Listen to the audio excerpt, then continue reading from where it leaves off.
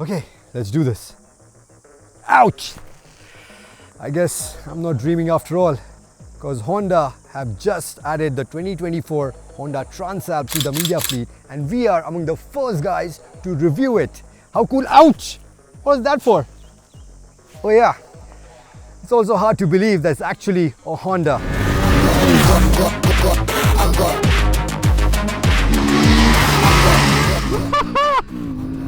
Watch this engine go!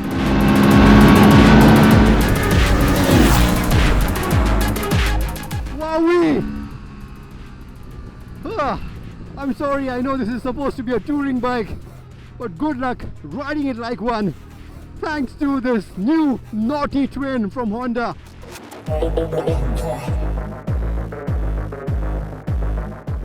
It's a 755cc paddle twin, which makes 90.5 horsepower, 75 Newton meters of torque. But what really sets it apart, and I can't believe I'm saying this, is that it is oozing with character.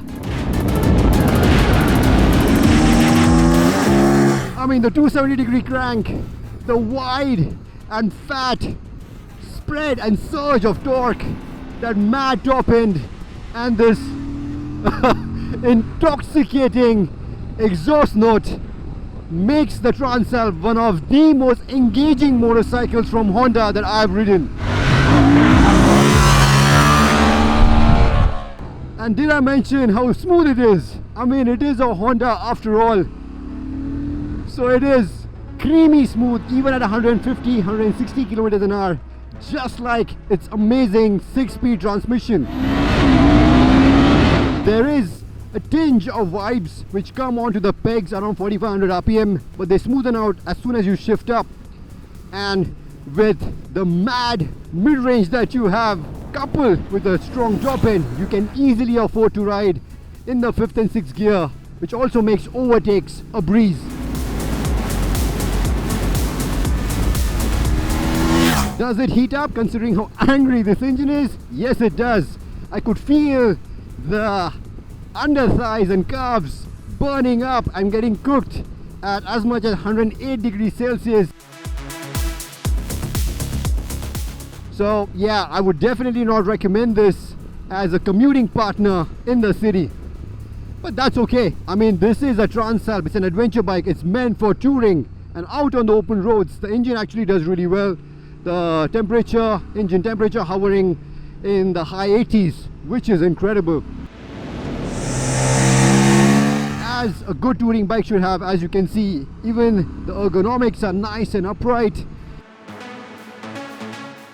You have wide, spacious and well padded seats for the rider as well as the pillion, and you would be hard pressed to believe that the seat height is actually 850 millimeters, considering how the seat has been shaped, and when you sit on it, how much the suspension sags, which makes it very easy for you to put both your feet firmly on the ground. Also, in terms of the windscreen, I'm actually quite surprised. It's one of the better windscreens that I have experienced. It's not adjustable, but it for my 511 frame, it did a pretty good job of deflecting the wind blast. But yeah, if you are 6 feet and taller, I would recommend a shorter windscreen, which would divert all the heat onto your shoulders rather than your head.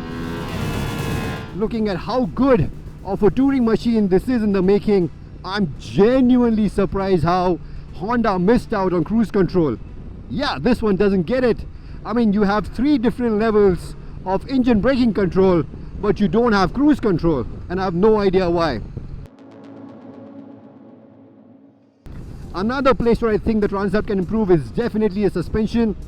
So you have 200 millimeters of suspension travel at the front, 190 at the back. You have Showa suspension, which is adjustable for preload at the front as well as the back.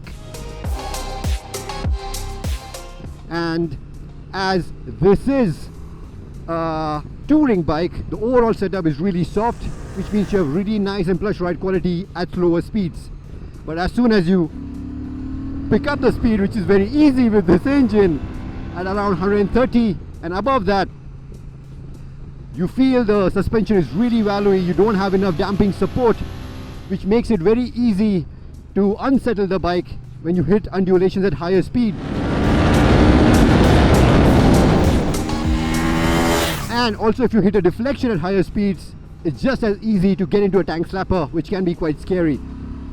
In fact, this is also the reason why I feel the braking is not as good as it has the potential to be, because the twin disc setup and the Nissan caliper actually provide really good bite, really good feel, but you can't put all that stopping power down, especially in an emergency situation, because you don't have enough rebound damping.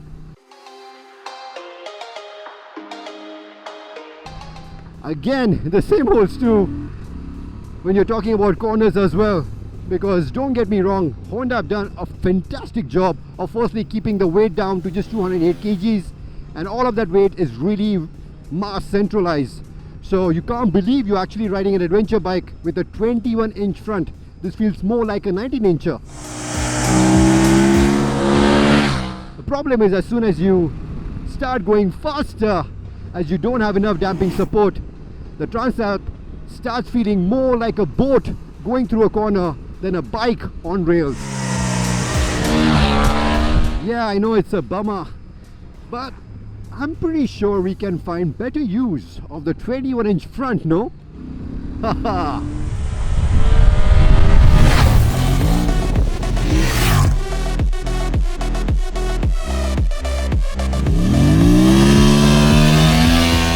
This is where the Transalp really earns its tag as an adventure bike, the one that it's vying for, because that engine is even more enjoyable here.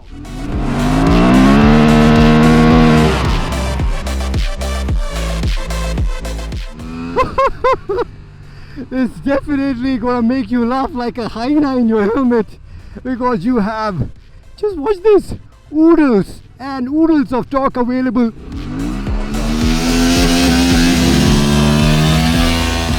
Amazing amount of torque available on tap, and the fueling is immaculate.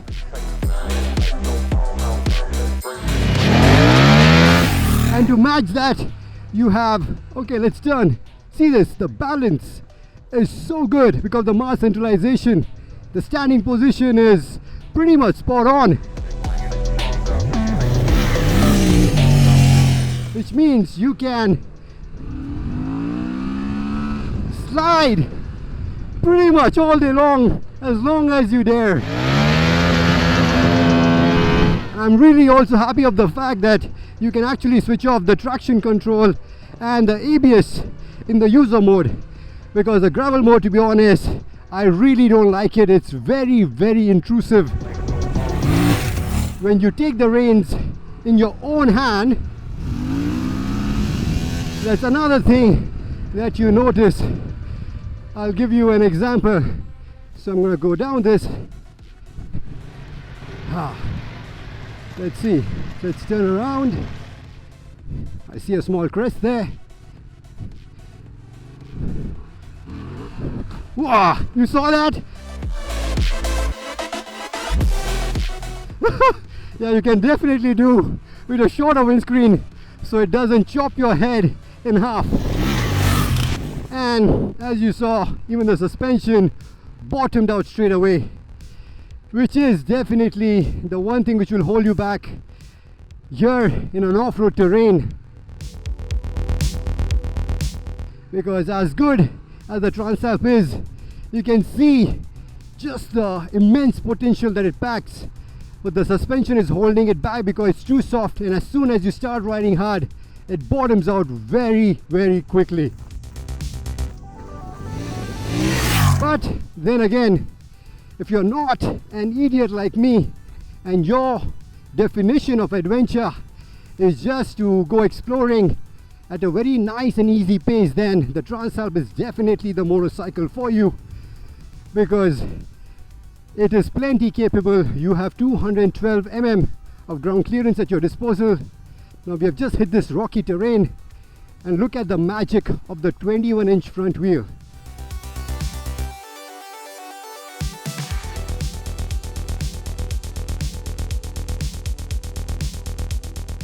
It just gobbles up all of this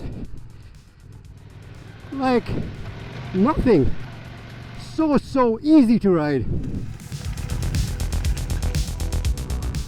Also, another thing which you'll appreciate when you're riding over this technical terrain is how light the clutch is.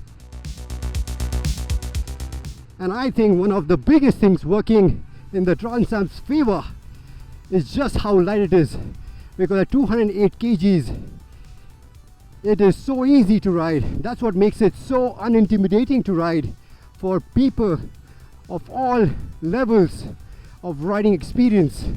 And not to mention also the seat, which sags down quite a bit, which makes it easy for you to put your feet down if you ever need to.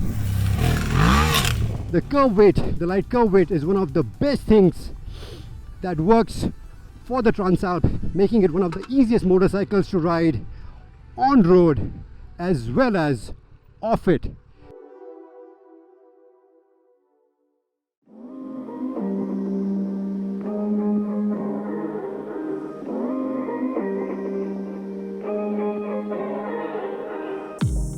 So what do I make of the Transalp?